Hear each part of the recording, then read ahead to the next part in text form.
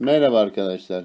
Şimdi 5. sınıf matematik dersi doğal sayılarla toplama 2 testinin 18. sorusunu çözeceğiz. Sorumuz şöyledir. 3 yıl arayla doğmuş 3 kardeşin yaşlarının toplamı 42'dir.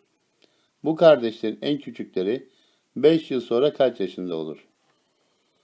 A artı B artı C eşittir 42. Her biri 3 yıl yaş arayla doğduğundan 3 artı 6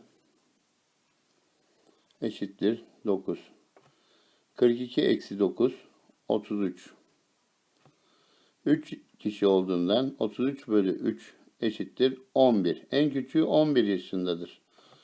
5 yıl sonra 11 artı 5 eşittir 16. Sorumuzun doğru cevabı D şıkkındaki 16 sayısıdır. İyi günler dilerim. Lütfen kanalımıza abone olmayı unutmayınız.